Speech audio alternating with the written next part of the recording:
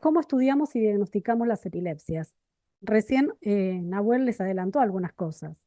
Para nosotros es fundamental primero hacer el diagnóstico de qué es la epilepsia y qué necesitamos para hacer el diagnóstico. Que al menos pasen dos crisis no provocadas que ocurran con una diferencia de 24 horas entre cada una, o que sea una crisis no provocada, pero que en los estudios que le vamos a hacer al paciente encontremos si hay una lesión estructural o el electro es patológico, es decir, tiene actividad epiléptica, o que esa crisis haya ocurrido durante el sueño. O también puede ser que forme parte de un síndrome epiléptico por otras características que tenga el paciente, no solo la epilepsia. Entonces, bajo estas circunstancias vamos a hacer el diagnóstico. ¿A qué llamamos no provocadas? Recién Nahuel habló que en determinadas circunstancias donde hay una agresión aguda al cerebro o alguna alteración metabólica puede provocar una crisis. Generalmente son crisis generalizadas, como la última que vieron en el video, pero no necesariamente quiere decir que ese paciente, porque haya tenido una crisis, tenga epilepsia. Entonces necesitamos que al menos ocurran dos en estas características, que no haya un factor que las haya provocado o que encontremos nosotros alguna otra alteración en los estudios que vamos a hacerle al paciente. Esto es importante saberlo, sobre todo yo hago neurología de adultos y muchas veces los pacientes nos preguntan por qué ahora tengo epilepsia que tengo 30 años o sobre todo cuando le decimos que por ahí en el estudio encontramos estas malformaciones corticales que recién comentaba Nahuel, que eso lo tenemos desde el nacimiento, ¿por qué ahora recién aparece la epilepsia? Y la respuesta es porque sí, porque en realidad en cualquier momento de la vida puede aparecer la primera crisis. Si bien hay dos grupos etarios donde predomina la enfermedad, que son en la niñez y en el adulto mayor, después de los 60 años, en cualquier momento de la vida podemos debutar con una epilepsia. Y a veces, como decía Nahuel, vamos a encontrarle la causa y otras veces no. Pero bueno, quiere decir que en cualquier momento podemos hacer el diagnóstico de la enfermedad. Y ahora vamos a ver cómo estudiamos a la epilepsia y qué herramientas contamos para que nos ayuden al diagnóstico. Como decía Nahuel, lo fundamental es la anamnesis, es decir, el interrogatorio. Y muchas veces lo vamos a hacer en la primera consulta y en la número 10. Siempre vamos a estar tratando de interrogar al paciente que nos cuente si él tiene alguna sensación o algo y también lo que vea el familiar o el testigo del momento en el que la persona tuvo la crisis, porque esa información es súper importante para nosotros. Obviamente, siempre la que más asusta es la crisis tónico-clónica generalizada que vimos en el video, y a veces, muchas veces interrogando para atrás, el paciente ya tenía algún otro tipo de crisis, por ahí una ausencia o una mioclonía, y lo había tomado como algo normal, lo había dejado pasar, y recién consultan cuando tiene la crisis más grande. Entonces, muchas veces ese interrogatorio diferido para atrás es importante porque nos cambia el tipo de crisis que puede tener o el tipo de epilepsia que nos vamos a orientar a pensar. No es lo mismo una epilepsia focal, como mostró Nahuel, que a veces puede terminar en una convulsión, o una crisis directamente que sea de inicio generalizado, porque eso nos cambia el diagnóstico y nos cambia después el tratamiento que vamos a elegir para ese paciente. Entonces siempre vamos a interrogar, y va a ser un poco repetitivo lo que decía Nahuel, pero cómo son las crisis, si tuvieron alguna sensación previa, si hay algo que lo desencadena, si son más en sueños, si son más en vigilia, qué frecuencia tienen, cuánto duran, cómo está la persona después de que terminó la crisis. Nos va a interesar todo lo que sea antecedente personal de esa persona, si hubo alguna complicación al momento del parto, del nacimiento, si tuvo crisis febriles en la infancia, si hubo algún traumatismo grave cuando era chico que después me pueda justificar que tenga epilepsia de adulto, si cursó una meningitis, una encefalitis, si hay antecedentes familiares de epilepsia, sobre todo de las de primer grado, madre, padre o tío, abuelo, porque a veces salimos con familias muy lejanas que a veces no necesariamente tienen valor, pero sí saber si hay alguien más en la familia, porque es lo que decía Abuela, hay algunas epilepsias genéticamente determinadas que más de un miembro de la familia la puede tener. Y después, todos los antecedentes personales que tenga esa persona, nosotros también lo tenemos en cuenta si tiene antecedentes, no sé, de un hipotiroidismo, de hipertensión, sobre todo a nosotros en los que hacemos adultos, eso también tiene después un impacto en la medicación que vamos a elegir como tratamiento. Y obviamente también nos interesa saber si pudo lograr la escolaridad correctamente, si tiene trastornos conductuales asociados. Toda esta información muchas veces a nosotros nos ayuda mucho para categorizar el tipo de epilepsia que tenga, si lo podemos poner dentro de algún síndrome epiléptico en particular que tiene distintas características, y eso nos hace también optimizar el tratamiento que vamos a elegir para ese paciente. Por eso siempre van a ver que en las consultas le preguntamos una y otra vez las cosas, porque a veces en la primera vez todos se asustan, por ahí todos salieron corriendo a buscar ayuda y nadie se fijó con esta cosa que nosotros por ahí le decimos, giró la cabeza para la izquierda o la derecha, levantó el brazo izquierdo o derecho, y te dicen, no tengo idea porque salí corriendo. Entonces es importante nosotros volver a reinterrogar si es que vuelven a recurrir las crisis, que empiecen a mirar en esos detalles o que el paciente empiece a prestar atención a estas sensaciones raras que por ahí tiene previamente, porque eso muchas veces nos ayuda a nosotros al diagnóstico. Si bien lo más importante y relevante es la historia clínica y todos estos antecedentes y toda la información que podemos sacar de las crisis, tenemos algunos métodos complementarios que nos van a ayudar muchas veces al diagnóstico. A ver, lo básico que siempre le vamos a pedir a un paciente también es un laboratorio, porque a veces ahí podemos encontrar patologías que puedan justificar que el paciente haya tenido una crisis, como decía Nahuel, que el sodio esté bajo, que la glucemia esté baja, o alguna otra cosa que nos ayude a ver cómo se encuentra el paciente en su estado basal. Y también después nos va a servir al momento de, cuando empecemos un tratamiento, ver que no se altere ni el hepatograma ni el hemograma, dependiendo de la medicación que usemos. El otro estudio, gol estándar para nosotros, es el electroencefalograma, pero tenemos que saber que el electroencefalograma tiene algunas limitaciones en cuanto al rédito de información que nos puede dar, que puede ser del 30 al 50% si yo hago un electro fuera de un evento. Entonces, muchas veces van a ver que se hacen los estudios y salen normales. Entonces nos dicen, ¿por qué sigo teniendo crisis si tengo un electro normal? Y esto tiene que ver con la sensibilidad que tiene ese método. Por eso a veces tenemos que repetir más de un electro para que encontremos alguna alteración.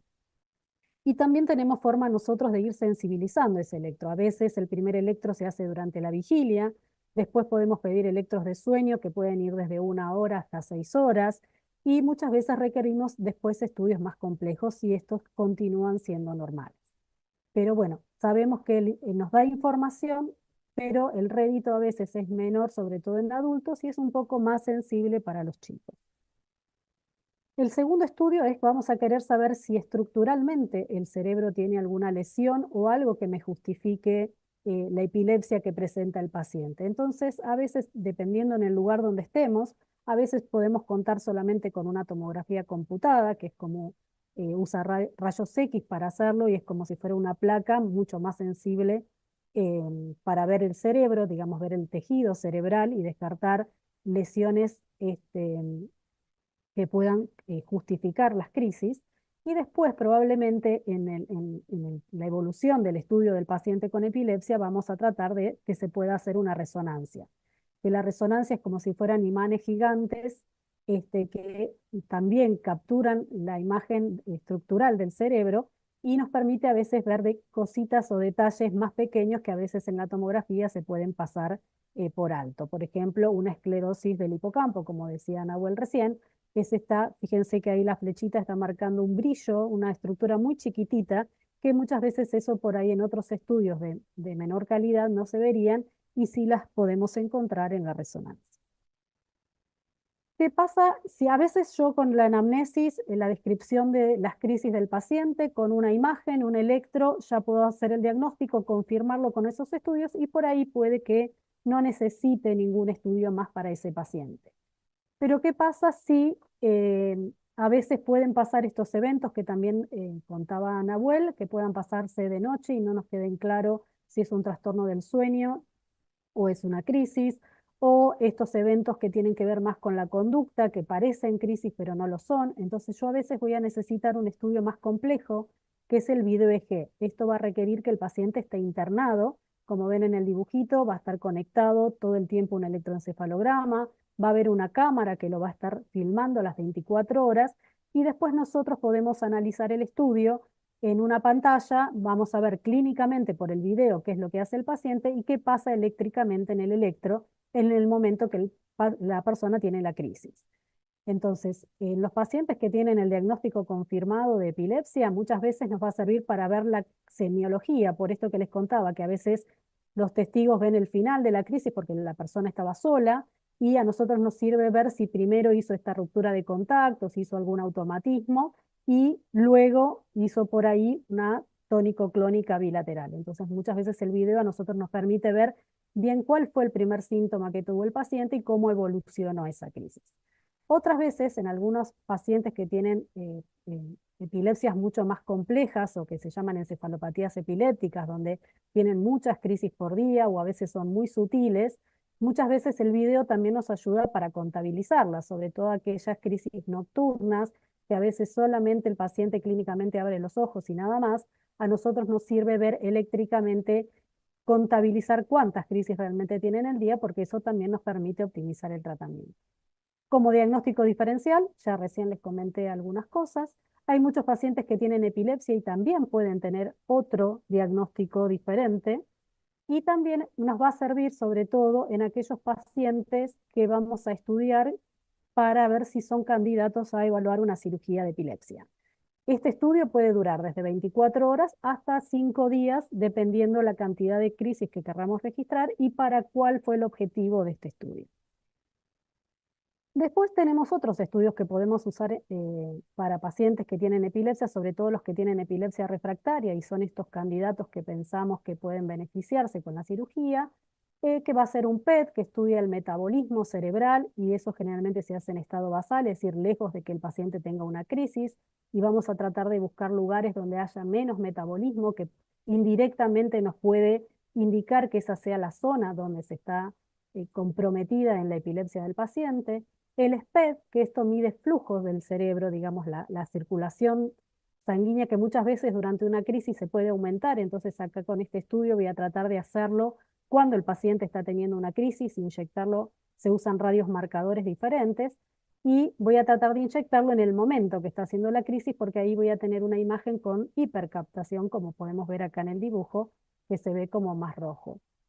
Y depende si en las crisis están involucradas en un área elocuente, ¿a qué le llamamos área elocuente? Aquellas áreas donde tienen una función, por ejemplo, el lenguaje, donde está la función motora de la mano, del pie. Muchas veces existe lo que se llama resonancia funcional, que le hacen hacer determinadas actividades al paciente durante la resonancia y nos marca el área donde estaría esta función que nosotros queremos evaluar para ver si está cerca o no de la zona que nosotros creemos que viene la epilepsia. Y por último tenemos la evaluación cognitiva, que esto no necesariamente se asocia solo a los pacientes que van a cirugía, sino que lo podemos hacer en cualquier momento, sobre todo en aquellos pacientes que tienen epilepsia del lóbulo temporal, que muchas veces notan este déficit en la memoria, en las cosas recientes. Muchas veces las evaluaciones cognitivas nos ayudan a documentar si hay realmente un déficit o no, y muchas veces la alteración de la memoria tiene que ver con varias cosas, muchas veces con la frecuencia de crisis, si tiene ya una lesión en la resonancia, ¿no?, de esa área temporal, o incluso algunos fármacos bajan un poco el rendimiento intelectual. Entonces, tenemos que tener en cuenta todas esas funciones para hacer esta evaluación de la memoria de los pacientes. Y por último, ya esto es mucho más novedoso y se está haciendo, acá tenemos varios paneles genéticos que podemos hacer en nuestro país. Antes teníamos que mandar muchas veces las muestras al exterior y hay varios estudios genéticos, sobre todo en aquellos síndromes, donde, ¿qué es un síndrome? Es un conjunto de signos y síntomas, es decir, tener la epilepsia, pero muchas veces, por ejemplo, tienen un retardo mental y asocian alguna discapacidad motora o alguna otra malformación física, digamos, que hace que sospechemos que haya una causa genética de esa epilepsia. Entonces, ahora contamos con varios estudios. Al momento no se pueden hacer estudios genéticos a todas las epilepsias, pero hay un grupo donde la sospecha es importante. En ese grupo muchas veces vamos a pedir un estudio genético, porque eso nos va a hablar un poco del pronóstico también y qué tipo de alteración genética es para saber si se puede transmitir o no a los hijos. Y para nosotros, cuando ya tenemos, siempre tenemos en el interrogatorio algunas alarmas que nos hacen pensar en estos diagnósticos diferenciales que no nos tenemos que olvidar. Por ejemplo, el síncope, que muchas veces parece empezar como una crisis y el paciente pierde el conocimiento y después termina con unas sacudidas. Si vieron el final de ese evento, muchas personas van a decir, uy, tuvo una convulsión, y en realidad lo que fue un síncope convulsivo, es decir, el inicio fue algo vascular, digamos, no reguló bien la presión y la frecuencia cardíaca y el paciente perdió el conocimiento por eso. En ese caso no tengo que darle una medicación antipilética, sino que tengo que tratarle la causa del síncope. O la migraña, muchas veces hay algunas migrañas que se llaman migrañas con aura. Ese aura a veces puede ser parecido al aura de epilepsia, entonces es un diagnóstico que yo también tengo que tener en cuenta, o los eventos vasculares, o los trastornos del sueño, sobre todo en aquellas epilepsias que sean solo nocturnas, o pueden haber movimientos anormales que también pueden simular algún tipo de crisis del lóbulo frontal, como contaba Nahuel, que puede tener muchas expresiones, algunos ataques de pánico, o en las personas mayores lo que se llama amnesia global transitoria, es decir, que está como lento, si bien puede responder y hacer las cosas, al otro día tiene como una amnesia del episodio. Muchas veces estos diagnósticos los tenemos que tener en cuenta, sobre todo si en el relato de las crisis hay algo que nos hace dudar si realmente son crisis de epilepsia. Entonces, como para ir resumiendo, lo importante del diagnóstico es el interrogatorio y toda la información que podamos sacar desde el interrogatorio, ya sea en una o en 10 consultas las que necesitemos. Y los métodos complementarios que vimos recién nos ayudan a ese diagnóstico, pero es importante esto. Si los resultados son normales, no descarta que el diagnóstico sea epilepsia. No siempre vamos a encontrar alteraciones en el electro, en la resonancia o en el estudio que hagamos. Entonces, por eso para nosotros es importante la anamnesis. Y tenemos que tener en cuenta toda esta información para llegar al diagnóstico. Y por eso a veces no podemos dar el diagnóstico preciso en la primera consulta y a veces necesitamos hacer más estudios, reinterrogar al paciente, reinterrogar a la familia. Es decir, a veces los pacientes no vienen tan claritos y que a todos nos cierra y hacemos el diagnóstico. A veces requiere más tiempo o también a veces ver la evolución del cuadro del paciente para llegar al diagnóstico correcto. Y algo que nos pasa habitualmente y con el afán de la tecnología, el doctor Google a veces puede meter la pata, así que cuidado y mucha precaución cuando buscan información en Internet. Siempre pregúntenle a su médico que les dé información, que les sugiera páginas o que les sugiera de dónde poder buscar la información o él mismo prestarle bibliografía para que ustedes puedan entender su enfermedad, su origen, todo lo que ustedes requieran, siempre háblenlo con su médico para tener el mejor asesoramiento, porque a veces en los tiempos en que se hacen un estudio y recién pueden ver al médico, buscan los resultados y muchas cosas que se describen en los estudios pueden ser normales, pero suenan a veces como raros y a veces buscando la información pueden asustarse o creer en un diagnóstico que no es el correcto. Por eso siempre tengan la libertad de consultar con su médico y sáquense todas las dudas que tengan sobre la enfermedad. Y muchas gracias por estar acá un sábado a la mañana y esperamos a ver si hay alguna pregunta. Muchas gracias, Gabriela, por esta charla. Queremos compartirte algunas preguntas que nos fueron dejando por el chat. Muy Tenemos bien, un poco de tiempo, pero si quedan muchas consultas, podemos pensar bueno, más adelante en otro espacio para seguir conversando. perfecto. Vamos a buscar acá. ¿Cómo se evalúa para operar? ¿Hay estudios específicos? ¿Cuándo lo tengo que hacer? Bien. Generalmente en los pacientes que dijimos la palabra epilepsia refractaria y no aclaramos bien qué era, es cuando la persona tiene crisis a pesar de haber usado varios esquemas, por lo menos dos drogas apropiadas para ese tipo de crisis y en dosis correspondientes. Cuando dejan de responder a los tratamientos farmacológicos y siguen teniendo crisis, a eso le llamamos un paciente que tiene una epilepsia refractaria o fármaco resistente. Entonces, si ese paciente tiene una epilepsia focal, sobre todo porque son las que van a tener más chance quirúrgica, no las generalizadas, entonces ahí empezamos a hacer estos estudios más complejos. el video EG sobre todo para registrar las crisis y ver que todas vengan de un mismo lugar y que todo sea concordante, digamos que su foco interictal sea el del lugar donde inician las crisis.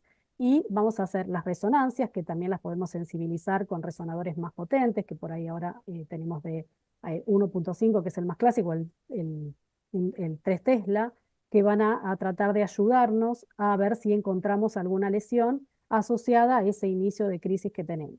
Supongamos que la resonancia es normal, digamos estructuralmente no veo nada, ahí me voy a ayudar con el PET y el SPET que les comentaba anteriormente. Eso nos va a ayudar a regionalizar. Y más allá de la evaluación cognitiva, esos son como los estudios básicos de un paciente para ver si es candidato a una cirugía. ¿Qué pasa si lo que yo encuentro en los estudios no es concordante con las crisis que yo registré o el paciente tiene distintos tipos de crisis o tiene dos inicios diferentes? En ese caso, a veces hay que pasar a un escalón más alto, que es lo que se llama hacer un implante de electrodos. Es decir, es una cirugía donde se colocan electrodos dentro del cerebro, pero siempre regionalizados a nuestra sospecha, y se vuelven a registrar las crisis y ahí tratamos de ver si podemos delimitar el inicio para, por ejemplo, ofrecerle la cirugía al paciente. Si esto tampoco es concordante, bueno, ese paciente deja de ser candidato a la cirugía y buscaremos otros métodos que hay para tratamiento de este tipo de epilepsia. Y acá tenemos otra. ¿Y ese estudio permite tener un diagnóstico certero? ¿Cuándo no logran identificar si es focal o generalizada con el bioelectroencefalograma? Si lo permite. Generalmente sí, nos permite determinar si son focales o generalizadas. A veces no es claro, porque ahí nos ayuda también la semiología del paciente. No solo tenemos el electro, sino que tenemos la clínica.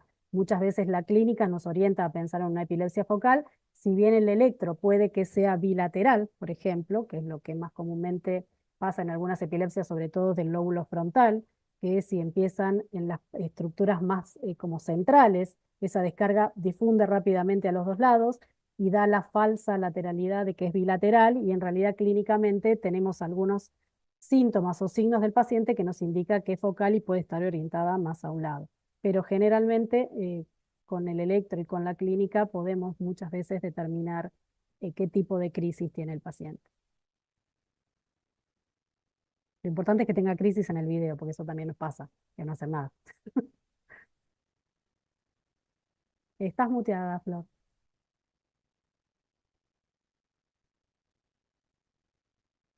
Estás muteada, Flor. Ahora Ahí sí. está, ahora sí. Nuevamente te queremos agradecer, Gabriela, por todo lo que nos compartiste en este espacio y muchas gracias a los que participaron. Los invitamos a que se queden en la próxima charla Epilepsia para la Adolescencia y a compartir lo que se llevaron de este encuentro en nuestras redes sociales. Bueno, muchas gracias a ustedes por la invitación.